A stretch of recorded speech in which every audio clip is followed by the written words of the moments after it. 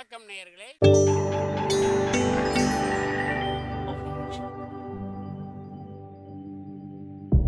மகிழ்ச்சிக்கோர் தென்கட்சி என்ற அலைவரிசையில்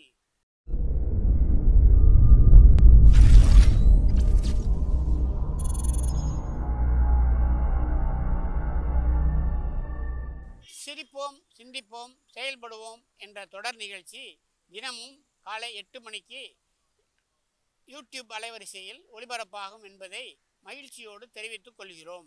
உங்கள் மேலே எனக்கு அளவு கடந்த அன்பு அப்படின்னு யாராவது சொன்னால் அதை அலட்சியமாக நினச்சிடக்கூடாது. அது கொஞ்சம் சீரியஸான விஷயம். அளவுக்கு மிஞ்சினா எதுவுமே இடைஞ்சல் தானே. அன்பும் அப்படி தான். அன்பு அதிகமாக இருந்தால் அது எப்படி கெடுதல் பண்ணும் அப்படிங்கிற சந்தேகம் உங்களுக்கு வரலாம். தசரதன் கதை என்னாச்சு? கைகேயி மேலே வச்ச அளவு கடந்த அன்பு ராமன் காட்டுக்கு போகிறாப்புல ஆகிட்டுதில்ல. தசரதன் எப்பேற்பட்ட அரசன். விஸ்வாமித்திரர் சொல்கிறார், என்ன மாதிரி முனிவர்களுக்கும் தேவர்களுக்கும் ஏதாவது கஷ்டம் வந்தால் முதல்ல முருகன்கிட்ட போவோம், அப்புறம் பரமசிவனை போய் பார்ப்போம், அதுக்கப்புறம் திருமால்கிட்ட போவோம், அப்புறம் பிரம்மன் இந்திரன் இவங்களையெல்லாம் போய் பார்ப்போம். இவங்களாலையெல்லாம் முடியலன்னா கடைசியில் அயோத்திக்கு வருவோங்கிறார். உன்னை விட்டால் வேறு கதி உண்டோ அப்படின்னு தசரதனை பார்த்து விஸ்வாமித்திரரே சொல்கிறார். அப்பேற்பட்ட அரசன் தசரதன் கைகேயி காலில் விழறான். உன் பாதங்களை தொட்டு கெஞ்சி கேட்டுக்கிறேன், ராமனை காட்டுக்கு அனுப்பாதேங்கிறான். தசரதனுடைய இந்த நிலைமைக்கு என்ன காரணம்? அவன் கைகேயி மேலே வச்ச அளவு கடந்த அன்பு தான் காரணம். இப்போ சொல்லுங்கள், அன்பாக இருந்தாலும் அது அளவுக்கு மீறி போனால் கெடுதல் பண்ணுமா பண்ணாதா? அது மட்டும் இல்லை, அளவு கடந்த அன்பு நீதிக்கும் நியாயத்துக்கும் புறம்பான காரியங்களையும் செய்ய வச்சிரும். தசரதன் மிகச்சிறந்த நீதிமான், தர்மத்துக்கு விரோதமாக ஒரு காரியமும் செய்யாதவன். அப்பேற்பட்டவன் தன்னுடைய மனைவியை பார்த்து என்ன சொல்கிறான் தெரியுமா? உனக்காக நான் என்ன செய்யணும்னு சொல்லி செய்கிறேன். ஒரு குற்றமும் செய்யாத ஒருத்தனை கொல்லணுமா கொல்கிறேன். மரண தண்டனை விதிக்கப்பட்ட ஒருத்தனை விடுதலை செய்ய சொல்கிறியா செய்கிறேன். எந்த பிச்சைக்காரனையாவது கோடீஸ்வரனாக சொல்கிறியா ஆக்கிறேன், அல்லது கோடீஸ்வரனை பிச்சைக்காரன் ஆக்கணுமா ஆக்கிறேன் அப்படிங்கிறான்.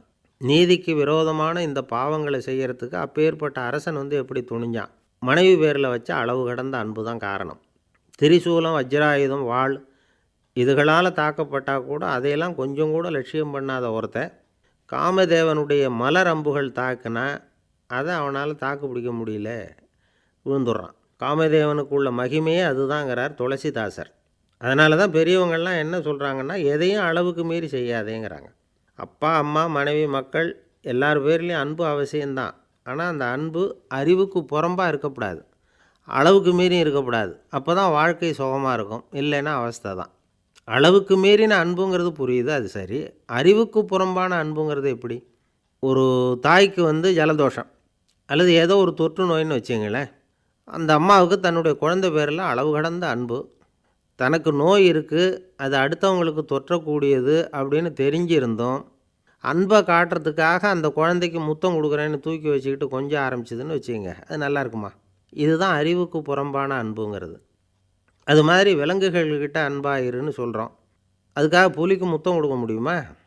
அப்படி கொடுத்தா அது அறிவுக்கு புறம்பான அன்பு. அதனால் அன்பு கூட அறிவுபூர்வமாக இருக்கணும் அப்படிங்கிறத இன்றைக்கி தகவல் மூலமாக நாம் புரிஞ்சுக்கணும்.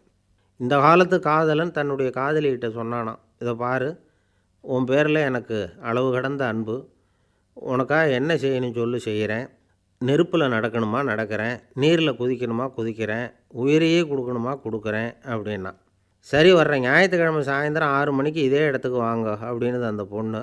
இவன் கொஞ்சம் யோசனை பண்ணி பார்த்துட்டு, அன்றைக்கி மழை பெய்யாமல் இருந்தால் வந்துடுறேன் அப்படின்னானா.